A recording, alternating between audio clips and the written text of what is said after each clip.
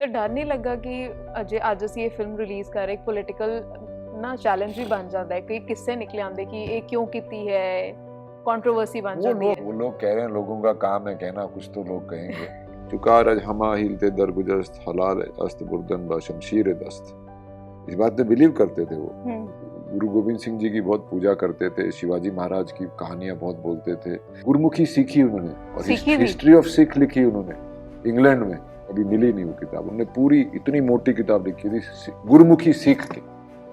फिर कृपाण रखते थे अपनी जेब में, हमेशा कृपाण रखते। बंदा बैरागी पे बहुत बड़ी पोएम लिखी काला पानी में, बहुत सुंदर। फिर उन्होंने गुरु गोविंद सिंह जी पे बहुत बड़ा एक वो लिखा पोएम और उनके गाथाओं के ऊपर।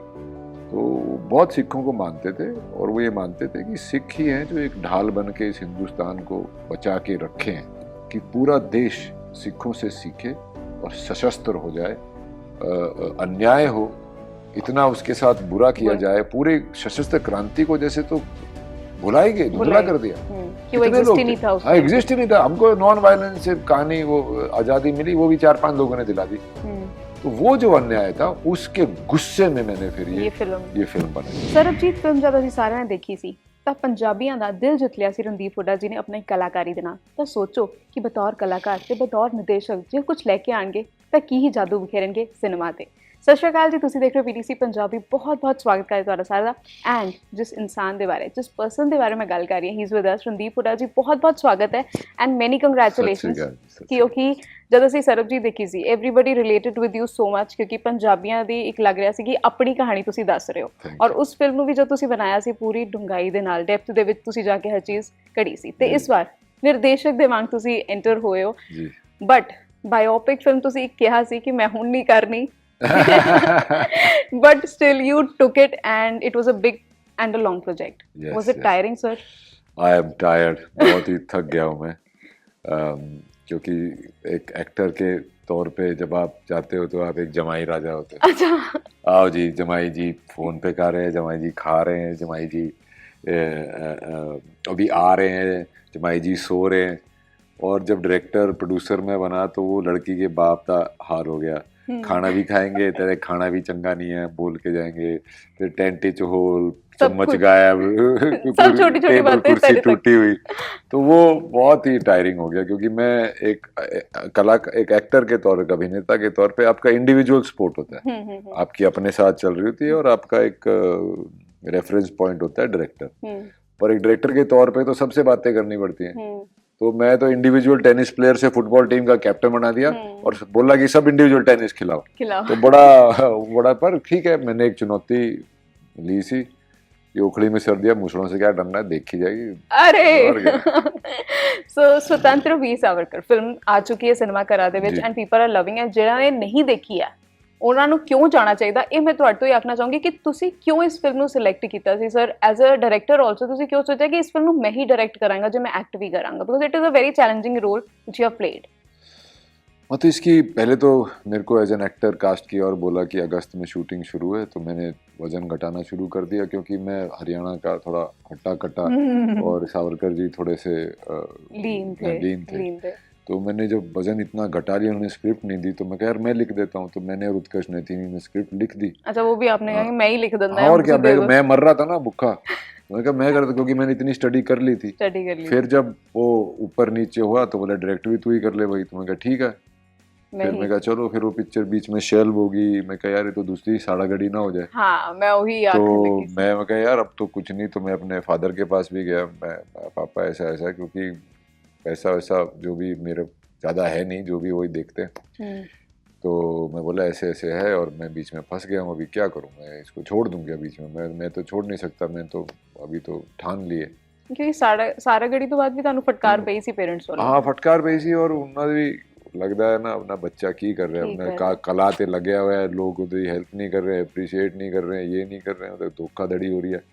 तो उन्होंने कहा ठीक है बेटा। तो उन्होंने अग्री किया कि भाई जो भी है अपना बैंक बुक से साइन कराओ और सब लगा दो, कोई प्रॉब्लम नहीं। तो मैंने ख़त्म कर दी पिक्चर। अभी करे और बना लेंगे, पैसे का इतना तो वो नहीं है यार, अपने मेहनती आदमी है, अपने हाथ में होता है, मेहनती आदमी है, और 2-4 प्रोजेक्ट में पैसे कवर कर लूँगा मैं। पर ये एक डिसीजन था जिसमें मेरे फादर ने मुझे बहुत सपोर्ट किया, मेरे फ्रेंड्स ने बहुत सपोर्ट किया और मेरे सभी ने, मेरी नई वाइफ ने मुझे बहुत सपोर्ट किया।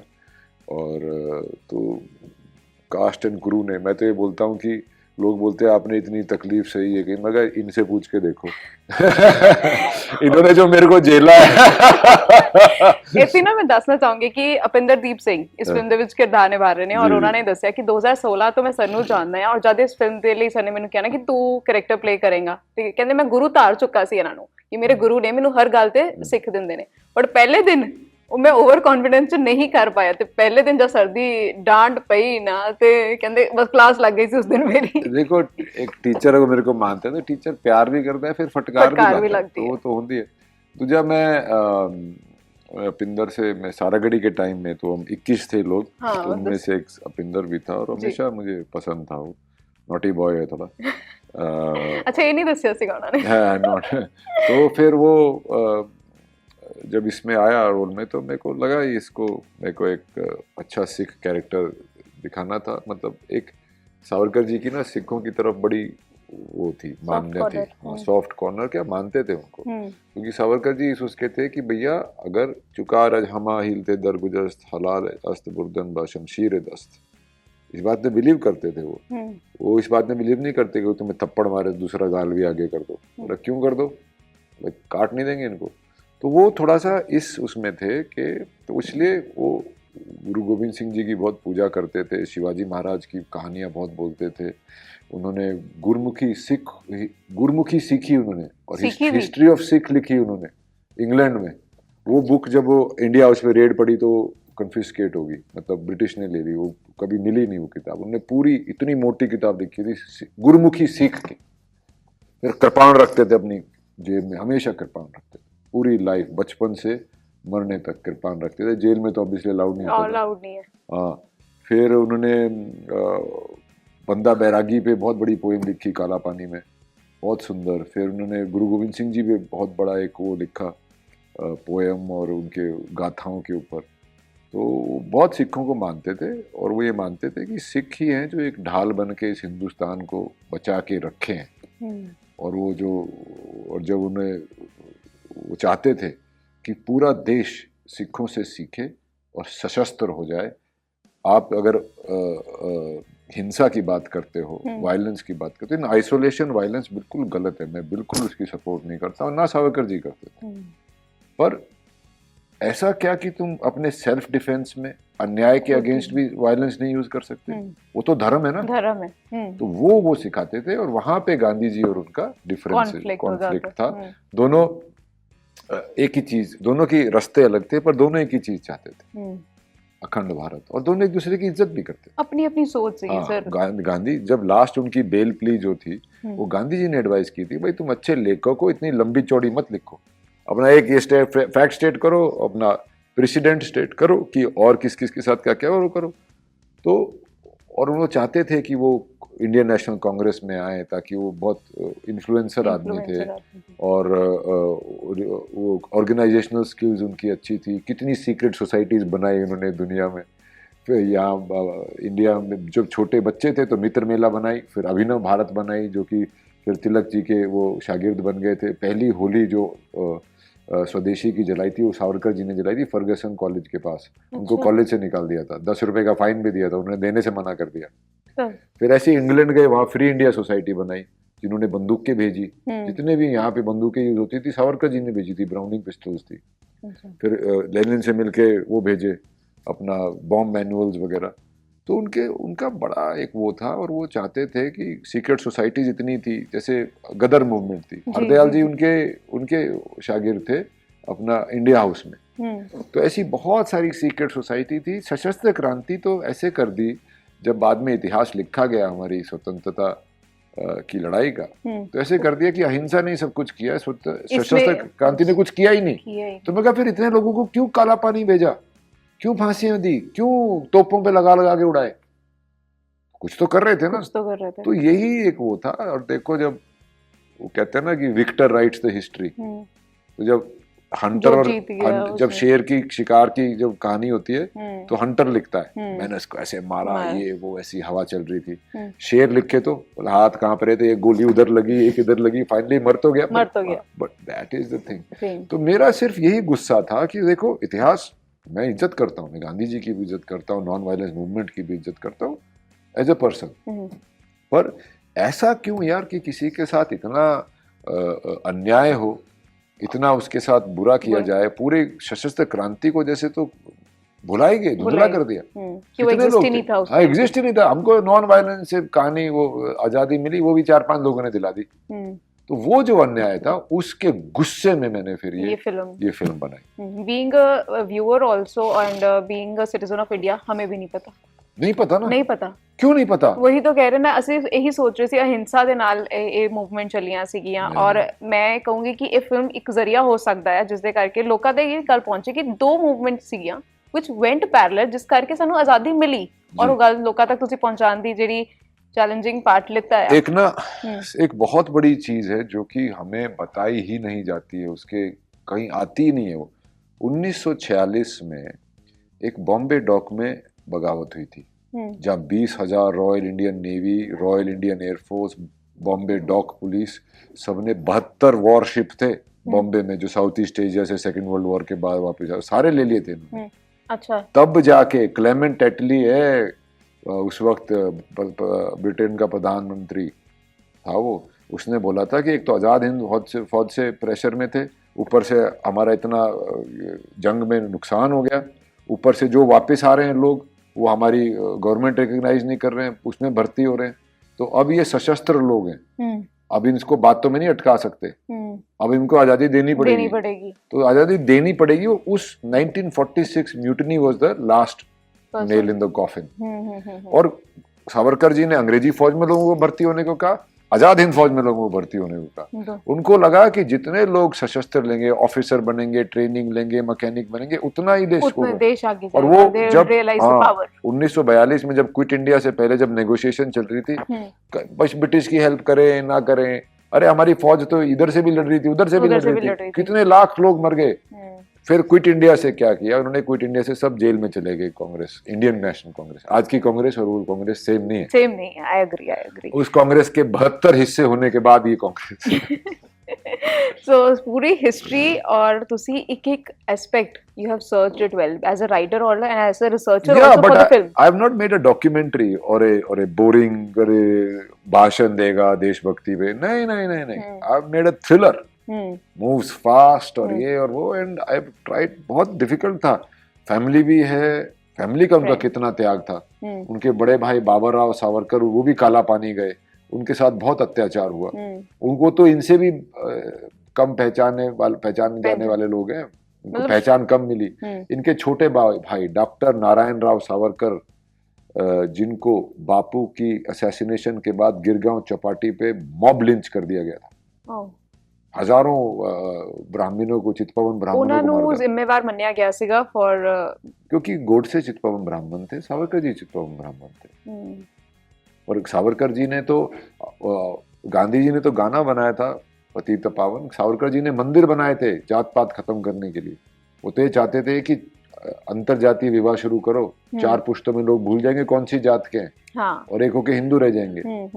उनका हिंदुत्व का भी फिलॉसफी ये था कि सिंधु नदी से सिंधु सागर तक जो इस भारत विशाल भूमि को अपनी पितृभू, मतलब अपने पूर्वजों की जमीन माने, मातृभू मतलब यहाँ की संस्कृति, खान पान, वेशभूषा, त्योहारों को अपना माने, वो हिंदू है, चाहे वो किसी भी धर्म या किसी भी जात के हो। तो Hindu was a geographical thing. मैं ऑस्ट्रेलिया गया तो मुझे वहां पे बुजुर्ग लोग हिंदी बोलते थे, हिंदी, पाकिस्तानी को भी हिंदी बोलते थे, लिबिया, इराक वगैरह। हाँ, क्योंकि हमारी आइडेंटिटी हुई है भारत हिंदी। भारत ही किसी का बाद इंडिया और पाकिस्तान हुआ है। तो उनका जो हिंदुत्व था वो था उस वक्त का अखंड भारत, और हिंदुस्तान भी आख्या जाता है। हाँ, हिंदुस्तान। तुम कहते हैं हिंदुत्व हिंदू धर्म नहीं है, और सनातन धर्म भी हिंदू धर्म का एक हिस्सा है। इसमें आर्य समाजी है, लिंगयात है, वो तो सिखों को भी हिंदू मानते थे। वो तो सिख कैसे हिंदू हो गए? वो तो सबसे बड़े हिंदू हैं, जो एक ढाल बनकर इस हिंदू को बचाते आए हैं। वो तो ऐसे बोलते थे, वो तो बड़े, और वो किसी की नहीं सुनते थे, वो सबसे वो थे, मॉडर्न आदमी थे, साइंटिफिक आदमी थे।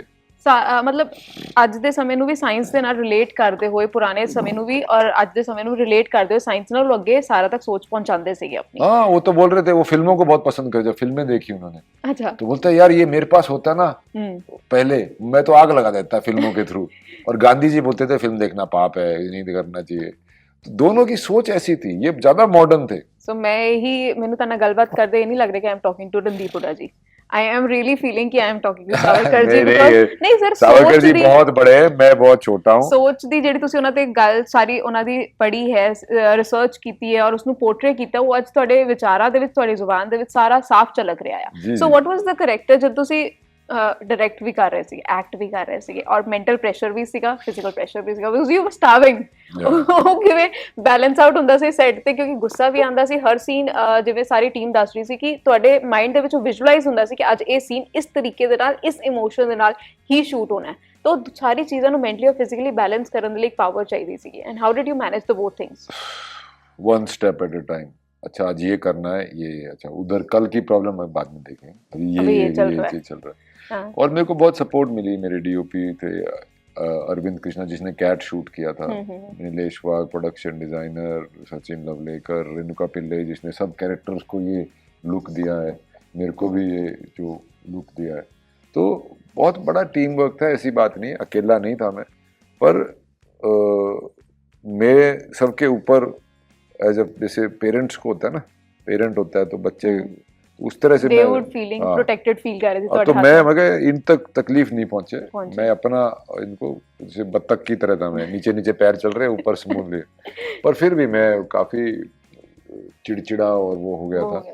सर बॉडी ਤੇ ਫਰਕ ਪੈਂਦਾ ਹੈ ਬਿਕॉज़ ਸਰਬਜੀਤ ਚੀਮਾ ਲਈ ਵੀ ਤੁਸੀਂ ਲੂਜ਼ ਆਊਟ ਕੀਤਾ ਸੀਗਾ, ਸਰਬਜੀਤ से तो बहुत आगे चला गया मैं इसमें तो बहुत आगे चले गए थे, बट एक बॉडी एक्सेप्ट कर पाती है उस transformation over and over age. Sarabjit 5 साल पहले थी, इस बार और डिफिकल्टी हुई, अगली बार मैं तो उस वक्त भी कहा था पेरेंट्स ने कभी मत करना। हाँ। और मैं प्रोजेक्ट इसलिए नहीं लेता हूँ कि भैया मुझे वेट हो गया, मैं क्या प्रोजेक्ट मुझे अच्छा लगता है, कहानी अच्छी है, ये अच्छा है, उसके बाद सोचा कि अच्छा अभी करेंगे कैसे इसको, तब मुझे रियलाइज होता है अरे यार कहाँ हाथ डाल दिया।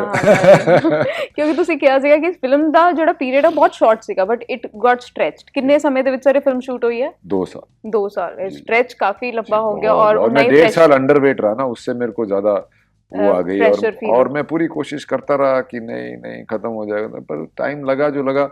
और मैं पिक्चर तो 15 अगस्त को रिलीज करने वाला था पिछले साल कि स्वतंत्रता दिवस पे, फ्रीडम फाइटर की कहानी, पर वो भी नहीं हो पाया। फिर मैं 26 जनवरी से ट्राई किया, वो भी नहीं हो पाया। फिर शहीदी दिवस तो एक दिन पहला 23 मार्च और भगत सिंह जी ने बहुत मान ली थी। उनकी जेल डायरी जो है उसमें 4-5 कविताएं सावरकर जी की। भगत सिंह ने इनकी किताब पब्लिश करा के स्टूडेंट्स में बांटी। HSRA जो था, हिंदुस्तान सोशलिस्ट रिपब्लिकल एसोसिएशन, जिसके भगत सिंह एक हिस्सा थे और चंद्रशेखर आजाद उसके हेड थे। उसमें आप ज्वाइन नहीं कर सकते थे अगर आपने 1857 भारत का पहला स्वतंत्रता संग्राम नहीं पढ़ी तो। अच्छा, तो ये दोनों भी क्लोज। इंडियन नेशनल आर्मी या जो आजाद हिंद फौज में आपको फ्लीट देते थे, बंदूक देते थे, कंबल देते थे, यूनिफॉर्म देते थे और ये किताब देते थे। तो उनका इन्फ्लुएंस बहुत बड़ा था और वो उनको एक माफी वीर ये वो करके उनका अस्तित्व पॉलिटिकल असैसिनेशन है उनकी बेसिकली। तो डर नहीं लगा कि अजय आज ਅਸੀਂ ਇਹ ਫਿਲਮ ਰਿਲੀਜ਼ ਕਰ ਰਹੇ, ਇੱਕ ਪੋਲਿਟਿਕਲ ਨਾ ਚੈलेंज ਵੀ ਬਣ ਜਾਂਦਾ ਹੈ ਕਿ किससे निकले आंदे कि ये क्यों कीती है, कंट्रोवर्सी बन जाती है। वो लोग कह रहे हैं, लोगों का काम है कहना, कुछ तो लोग कहेंगे। अगर मैं नेहरू जी पे बनाता तो वो भी इतनी शिद्दत से बनाता, तो दूसरी पार्टी वाले मुझे बोलते। तो यार मैं कलाकार हूँ, मैंने एक चीज सोची, मेरे मन में उतारी और मेरे को लगा कि इस रीजन से मेरे को ये पिक्चर करनी है और ये पिक्चर अपने आप में मुझे अच्छी बनानी है। अपने पिक्चर ना यार, वो भी तो एक कला है। कला की तरफ, कला के तौर पे मैंने इसको बनाया है। पर मैं बात कर रहा हूँ एक ऐसे भूले हुए क्रांतिकारी की जिसको उनको माफी मांगनी चाहिए जो उनको गाली देते। मतलब कहानी जिन्हां दा नाम ਅਸੀਂ ਸੁਣਿਆ ਵੀ ਨਹੀਂ, नाम सुनिया नहीं, किसी ਨੂੰ कुछ नहीं पता यार, अपनी सुनी सुनाई बातां जो कर रहे हैं की कर रहे हैं। So sir one favourite dialogue from the film ਜੋ ਤੁਸੀਂ ਲੋਕਾਂ ਤੱਕ ਪਹੁੰਚਾਉਣਾ ਚਾਹੋ, ਜੋ ਤੁਹਾਨੂੰ ਬਹੁਤ ਜ਼ਿਆਦਾ ਇਨਫਲੂਐਂਸ ਕਰਦਾ ਆ, ਜੋ ਤੁਸੀਂ ਸ਼ੂਟ ਕਰਦੇ ਹੋ ਵੀ ਤੁਹਾਡੇ ਜ਼ਿਹਨ ਦੇ ਵਿੱਚ ਬਸ ਗਿਆ ਸੀਗਾ, ਐਨੀ ਆਫ ਦ ਮੂਮੈਂਟ और एनी ऑफ द डायलॉग? बहुत है यार उसमें। वो बोलते हैं कि गांधी जी उनसे मिलने आते हैं 1927 में, तो सावरकर जी बहुत भड़के हुए होते हैं कि मुसलमानों को अलग इलेक्टोरेट क्यों दे दी, परसेंटेज सीट ज़्यादा दे दी, एक हिंदू वोट एक मुसलमान वोट 3 हिंदू वोट के बराबर होगा। तो गांधी जी बोलते भाई मुसलमानों का हक है। बोलते क्यों? क्योंकि क्रिश्चियनों से पहले मुसलमान हमारे आका थे। बोलते आप माइनॉरिटी का डर नहीं समझते? बोलते आप 800 साल से गुलाम, मेजोरिटी का दर्द नहीं समझते? तो गांधी जी बोलते हैं कि देखो, एक माँ के जब कई बच्चे होते हैं तो सबसे कमजोर बच्चे से ज्यादा प्यार करती है। तो बोलते हैं फिर तो सिखों, एंग्लो इंडियनों और पारसियों से और ज्यादा प्यार होना चाहिए ना, उनकी तो और भी माइनॉरिटी है। तो ये मुझे बहुत अच्छा लगता है। और दूसरा एक डायलॉग है जो वो जेल में जब उनको 50 साल की कैद हो जाती है, 2 उम्र कैद, तो वो बोलते हैं अपनी वाइफ को, बोलते हैं शायद यही क्रांति है, शायद हमें अपने घरों में आग लगानी पड़ेगी ताकि हजारों लाखों घरों में स्वतंत्रता का दीप जल सके। पूरी फैमिली उनकी खत्म हो गई, उनको उनकी सारी प्रॉपर्टी ले ली, सारे उनके चश्मे तक ले लिए, कुछ भी नहीं। अंग्रेजों ने ऐसा उनके तो फादर इन लॉ की भी प्रॉपर्टी सारी जब्त कर ली। भूखमरी में रहे हैं ये लोग, और आज इनको तुम गाली देते हो, क्या बलिदान, क्या शर्मनाक चीज है। Great sir. So professional life ਦੀ ਅਸੀਂ ਗੱਲ ਕੀਤੀ and we got a bit emotional also because ਇਹ ਕਹਾਣੀ ਆਏ ਤਾਂ ਗੱਲ ਕਰਦੇ ਹੀ ਪਤਾ ਲੱਗ ਰਿਹਾ ਕਿ ਕਿੰਨੀ ਜ਼ਿਆਦਾ ਇਮੋਸ਼ਨਲ ਵੀ ਹੋਣ ਵਾਲੀ ਹੈ, ਔਰ ਉੱਥੇ ਇੱਕ ਸਿਨੇਮੈਟਿਕ ਵਿਊ ਸਾਨੂੰ ਮਿਲੇਗਾ ਜਿਸ ਦੇ ਨਾਲ we can relate to it, ਕਿਉਂਕਿ ਹਿਸਟੋਰੀਕਲ ਵਿਊ ਕਿਤਾਬਾਂ 'ਚ ਪੜਾਂਗੇ ਸਰ बोरिंग हो जाता है। मैं पिक्चर ही यंग लोगों वास्ते बनाई है। हाँ। मैं बोला, मैं कहा यार मेरी मैनेजर और जो मेरी फ्रेंड है पंचाली चक्रवर्ती, बोली क्यों देख जाएंगे यंग लोग ये पिक्चर, उनको तो आजादी की पड़ी नहीं। हाँ। वो तो गांधी जी के बारे में नहीं वो कुछ करते, इनके बारे में करेंगे। तो ठीक है, तो फिर मैंने फॉर्म चेंज की थी। अच्छा, you worked on it?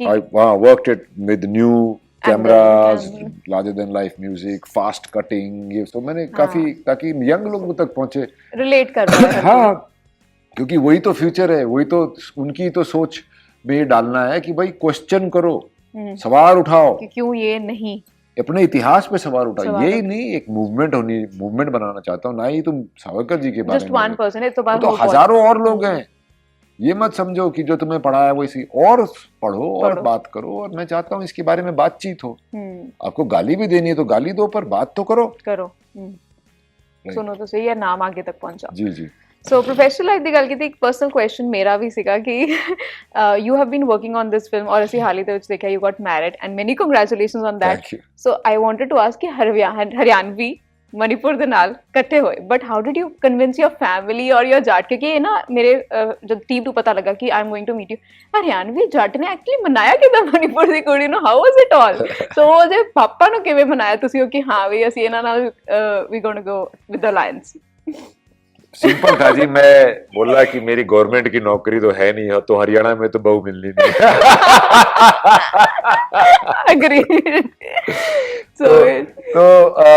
नहीं देखो, मेरे पेरेंट्स को तो लग रहा था मेरी शादी होगी ही नहीं, तो बड़ी उन्होंने कोशिश की, और मैं भी सोच थी कि भाई जाट लड़की से शादी करनी है, जैसे होता है नेचुरली आ जाता है ये वो। फिर मेरी बहन की जाटों, मेरी बहन की जाट हस्बैंड है, तो वही है, तो उनके बच्चे तो फरीदाबाद में रह के भी हिंदी नहीं बोलते। अच्छा। तो मैं कहा यार ये कौन सी संस्कृति तुम कोशिश कर रहे हो, वो दिल में होती है। और फिर हमारी दोस्ती हुई, एक दूसरे को जाने, एक दूसरे को अंडरस्टैंड की, और एक दूसरे की स्पेस। और मैंने उसको बोला कि भाई मेरी पहली शादी मेरे काम से हो रखी है, that is something she understood. हाँ, अभी भी मैं कहाँ कई दिन हो जाते हैं, मैं लेट रात काम करके आता हूँ, सोता हूँ, सुबह चली जाती, तो हमारी तो बात ही नहीं हो पाती। पर यही था। पर दूसरी चीज कि हमेशा शादी लड़की के घर पे होती है, लड़की के यहाँ जाके शादी होती है। वहाँ पे हालात ठीक नहीं थे, पर मैंने अपने आप को माना था कि देखो मैं शादी कर रहा हूँ तो मुझे इनके कल्चर को, अपनी वाइफ के कल्चर को, उसकी फैमिली को, उनके ट्रेडिशन को मेरे को इज्जत देनी चाहिए। उससे ही इज्जत होती है, मेरी भी होगी, उसकी भी होगी, और वो भी मेरी फैमिली को बहुत इज्जत देती है। तो वो मैंने वहाँ पे जाके ठाना। और वो हमारी की हमने तो यार छोटी सी सेरेमनी थी, वहाँ तो इंटरनेट कट ऑफ था, पता नहीं वायरल कैसे होगी। हमारी टीम के फोन आया कि अरे तो हर जगह डाल रहे, हम भी फोटो, मैं कहा डाल दे भाई फोटो फिर। But it was such beautiful pictures and such an inspiration. वो लोग ज्यादा वो उसको रीति रिवाज को फॉलो करते हैं। ਸਰ ਕੋਈ ਵੀ ਰੀਤੀ ਰਿਵਾਜ ਹੁਣ ਕਿਸੇ ਵੀ ਥਾਂ ਦੇ ਹੋਣ, ਜੇ ਅਸੀਂ ਉਹਨੂੰ ਰਿਸਪੈਕਟ ਕਰੀ ਅੱਗੇ ਲੈ ਕੇ ਜਾਈਏ, ਔਰ ਜਿਸ ਤਰੀਕੇ ਨਾਲ ਤੁਸੀਂ ਉੱਥੇ ਮੈਰਿਜ ਕੀਤੀ ਐਂਡ ਪੂਰੇ ਕਲਚਰ ਨੂੰ ਉਹਨਾਂ ਦੇ ਰਿਸਪੈਕਟ ਕੀਤੀ, that was so beautiful and heart warming ਕਿ being a Haryanvi you did such a beautiful gesture to her also and her family, which वो भी हमारे देश का बहुत बड़ा हिस्सा है और बहुत ही रिच कल्चर है उनका। मैं तो काफी और सभ्य लोग हैं। मेरे पेरेंट्स भी ऐसे गए थे, पता नहीं वहाँ क्या होगा, हमको 10-15 लोग गए थे क्योंकि वहाँ सिचुएशन ठीक नहीं थी। तो मेरे पेरेंट्स भी और सब इतने सरप्राइज हो गए कि इतना ब्यूटीफुल, इतना सभ्य सॉफ्ट कल्चर है। और शादी के बाद मेरे साले साहब मणिकांता लैशराम, मोमो बोलते हैं प्यार से उसको, उनके नाम भी ऐसे थे मणिकांता और ये सब। तो वो बोला कि जाट ही थे जो इस सिचुएशन में आके यहाँ आके ब्याह कर सकते हैं, नहीं तो कोई नहीं आता, डर के मारे कोई नहीं आता। हाँ, पर असली चले गए। हाँ, बट बहुत 3-4 दिन के लिए हम जा पाए थे क्योंकि मुझे वापस काम पे आना था। तो हमने नॉर्थ ईस्ट में शादी की मैंने, फिर एक वेस्ट में बम्बई में रिसेप्शन, दिल्ली में गाँव सब अपने फैमिली फ्रेंड वगैरह की रिसेप्शन नॉर्थ में। और फिर 2 दिन का ब्रेक लिया था मैंने न्यू ईयर्स पे, हम केरला गए। तो मैं बोलता यार सावरकर जी का अखंड भारत तो हम जी रहे उधर से नॉर्थ से शुरू हुए थे, हम साउथ तक पहुंचे पूरा टूर करके। So beautiful it was, I would definitely से कि बहुत सोहना लगा सीगा। एंड मैं शुरुआत ही इसी गल नाल कीती सी कि स्वतंत्र वीर सावरकर सानू क्यों देखनी चाहिए, की रीजन है, मैं नहीं खुद आप रणदीप जी दसणगे। And he had made it very clear कि एक अजिही कहानी वो लैके आ रहे ने जो लोकां तक नहीं पहुंची, एक अजिहा नाम लैके आ रहे ने जिस दे बारे सानू अज पता ही नहीं है, जिस दे इतिहास नूं असीं कदी फरोलिया ही नहीं है। सो पीटीसी पंजाबी तो एक मेरी भी दरखास्त है, जो असीं इस कोशिश नूं अगे लैके तुरीए, इस मुहिम नूं जिवें तुसीं किहा है कि इस मिशन ਨੂੰ ਅਸੀਂ ਲੈ ਕੇ ਤੁਰੀਏ ਕਿ ਉਹਨਾਂ ਬਾਰੇ ਵੀ ਗੱਲ ਕਰੀਏ, ਉਹਨਾਂ ਕ੍ਰਾਂਤੀਕਾਰੀਆਂ ਦੇ ਬਾਰੇ ਵੀ ਗੱਲ ਕਰੀਏ ਜਿਨ੍ਹਾਂ ਦੇ ਬਾਰੇ ਅਸੀਂ ਨਹੀਂ ਸੁਣਿਆ, ਤਾਂ ਇੱਕ ਬਹੁਤ ਸੋਹਣੀ ਸੋਚ ਵੀ ਹੋਏਗੀ ਔਰ ਇੱਕ ਉਪਰਾਲਾ ਵੀ ਹੋਏਗਾ। ਸੋ ਇਸ ਦੇ ਨਾਲ ਰਣਦੀਪ ਜੀ ਬਹੁਤ ਬਹੁਤ ਸ਼ੁਕਰੀਆ and many congratulations and thank you so much for bringing this story to people and to the cinemas. Thank you. ਸਤਿ ਸ਼੍ਰੀ ਅਕਾਲ।